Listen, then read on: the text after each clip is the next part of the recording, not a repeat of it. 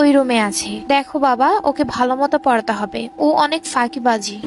আমি বললাম সেটা নিয়ে কোনো চিন্তা করবেন না। এই বলে রুমে চলে গেলাম। সেই মেয়েটি এক মনে খাতায় কি যেন অঙ্কন করছে। আমি গিয়ে হলাকাশি দিতেই সে উঠে সালাম দিল। আমি সালামের উত্তর নিয়ে বসে পড়লাম। খাতার দিকে লক্ষ্য করে দেখলাম যে একটা অদ্ভুত প্রাণী আঁকছে। এমন প্রাণী বাস্তবে নেই, শুধু কল্পনাতেই আঁকা সম্ভব। তারপর আমি তাকে উদ্দেশ্য করে বললাম, আজ থেকে আমি তোমাকে পড়াবো, মন দিয়ে পড়াশোনা করতে হবে। সে কথা ঘুরিয়ে বলল, স্যার আপনার প্রিয় খাবার কি? আমি একটু অবাক হলাম, তবুও নিজেকে সামলিয়ে বললাম, আমার প্রিয় খাবার বিরিয়ানি। আমি জিজ্ঞেস না করলেও সে অদ্ভুত একটা হাসি দিয়ে বলল, বিরিয়ানি কোনো খাবার হলো? আমার তো প্রিয় খাবার হচ্ছে তাজা রক্ত। আমি একটু ঘাবড়িয়ে গেলাম এই কথাটা শুনে। বললাম, এসব কি ধরনের ইয়ার্কি? আমি তোমার স্যার, পড়াশোনা বাদে কোনো ফালতু কথা হবে না আজ থেকে।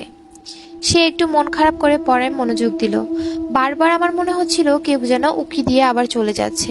হতে পারে সেটা আন্টি তার মেয়েকে ঠিক মতো পড়াচ্ছে কিনা সেটা দেখার জন্য হয়তোবা বারবার উকি মারছে। তো যাই হোক, আমার চোখগুলো হঠাৎই জ্বলতে লাগলো। মনে হচ্ছে যেন চোখে কেউ মরিচ ডলে দিয়েছে। আমি আমার ছাত্রীকে পড়া দেখিয়ে বললাম, ওয়াশরুমটা কোন দিকে তোমাদের? সে হাতের ইশারায় দেখিয়ে দিল আমাকে। আমি তাড়াতাড়ি ওয়াশরুমে গিয়ে চোখে মুখে পানি দিলাম। তারপর আয়না তাকিয়ে দেখলাম আমার চোখ লাল হয়ে আছে। ভালোভাবে চোখে মুখে পানি দিলাম, এখন একটু ভালো লাগছে। ওয়াশরুম থেকে বের হব এমন সময় খেয়াল আয়নার ভিতরে আমার প্রতিচ্ছবিটা এখনো ঠায় দাঁড়িয়ে। আমি চোখটা ডলা দিয়ে আবারও তাকালাম আয়নার দিকে। এবার সেখানে কেউ নেই, এমনকি আমার কোনো প্রতিচ্ছবিও সেখানে নেই। আমি মনে মনে বললাম, এটা কেমন হয় না আবার?